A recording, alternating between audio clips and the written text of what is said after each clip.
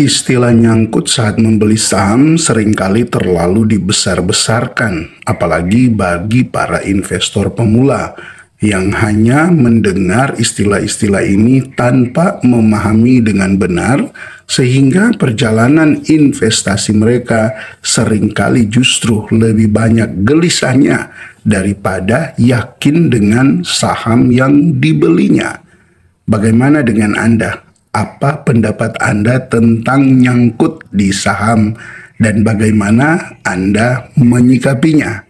Tulis apa yang menjadi pendapat Anda, pandangan Anda, bahkan pun kritik berkaitan dengan topik ini di kolom komentar untuk kita sama-sama belajar berinvestasi.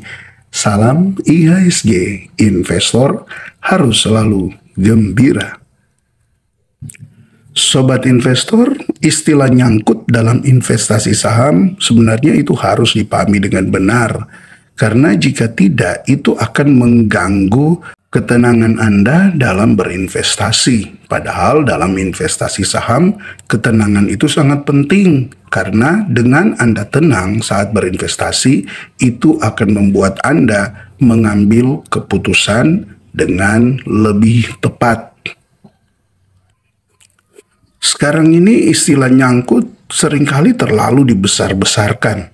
Dikit-dikit nyangkut, dikit-dikit nyangkut. Di saat floating loss 1% bilang nyangkut. Floating loss 5% bilang nyangkut. Floating loss 10% bilang nyangkut. 20% apalagi lebih katakan nyangkut. Nah, sebenarnya dalam berinvestasi saham itu untuk kita tidak nyangkut itu bagaimana caranya? Sedangkan pada kenyataannya, jikapun kita membeli 10 saham, setelah kita membeli 10 saham itu, bisa jadi 10-10-nya bisa langsung mengalami floating loss. Kenapa? Karena kan memang saat kita membeli saham saja itu langsung floating loss. Dengan harganya tidak naik saja portfolio kita itu langsung merah. Karena apa? Ada biaya fee-nya.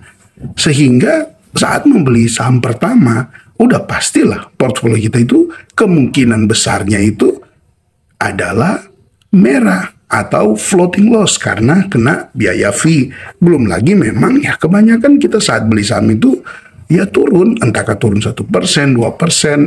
Karena kan kita lagi membeli sesuatu atau kita lagi membeli saham yang memang kita memprediksi ada kemungkinan naik, tetapi kapan itu terjadi itu kita tidak tahu. Maka di sini istilah floating loss jangan selalu disama-samakan dengan nyangkut. Kalau floating loss itu kan artinya masih kerugian yang masih mengambang.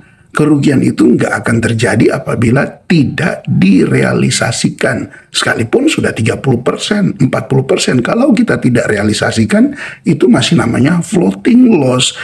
Yang tinggal menunggu waktu yang tepat saat saham yang kita beli itu mulai rebound, ya di situ floating loss kita itu bisa berkurang, bahkan bisa kembali ke harga pembelian kita. Dan lebih lagi bisa naik sehingga menjadi floating profit. Bahkan sedang ketika pun kita mengalami floating profit, sebelum kita realisasikan itu masih floating, masih mengambang.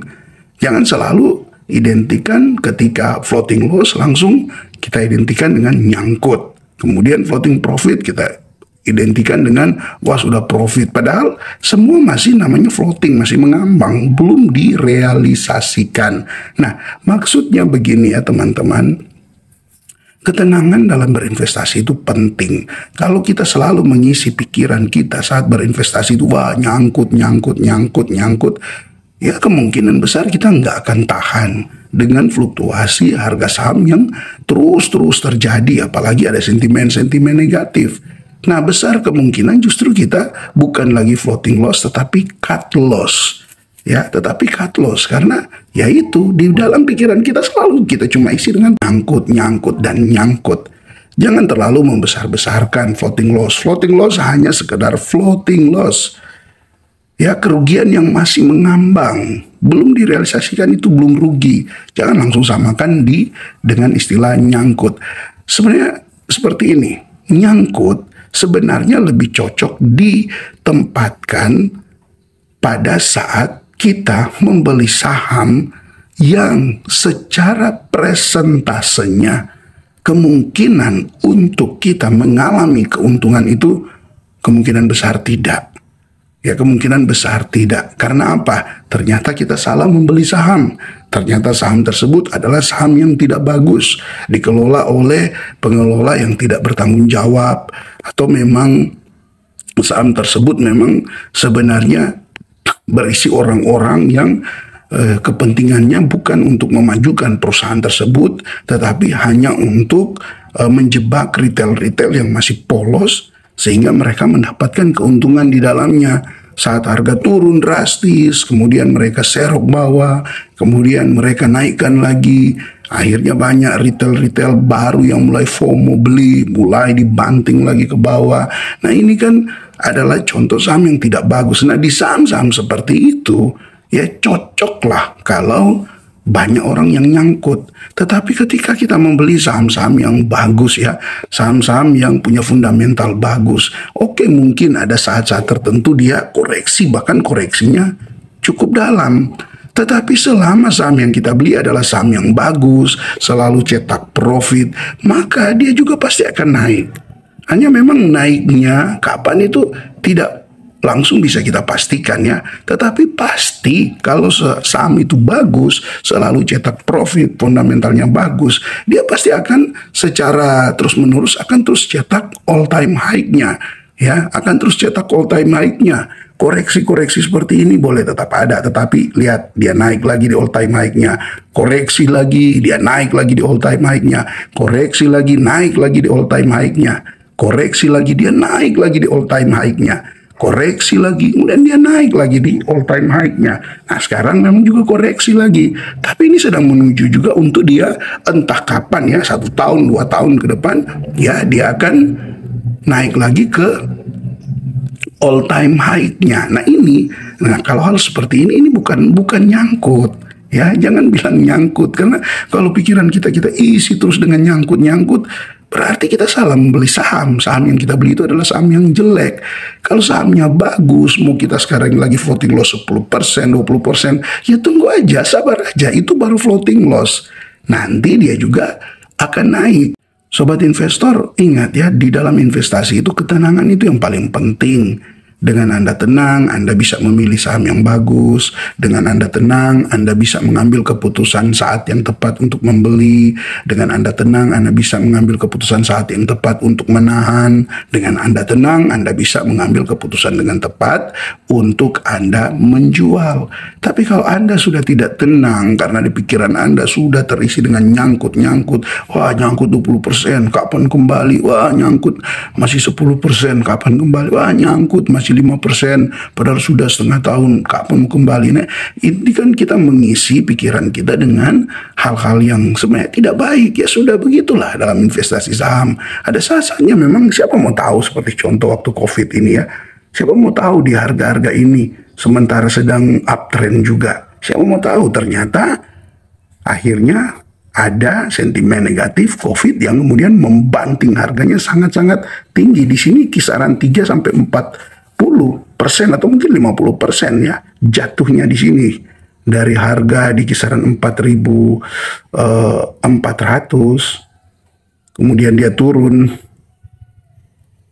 ya sampai di 2.100, yaitu artinya 50% lebih dia turun. Siapa yang nyangka? Ya itulah di saham. Tapi apakah kemudian langsung nyangkut, nggak bisa keluar? Tidak. Kalau sahamnya bagus seperti ini, lihat aja dia naik, bahkan dia cetak all time high-nya. Tapi setelah cetak all time high-nya gimana? Sudah selesai? Tidak, dia juga masih bisa koreksi, ya. Tapi naik terus, naik terus. Ini jangka panjang, ini baru untuk 5 tahun. Gimana kalau untuk 10 tahun dan lebih-lebih lagi?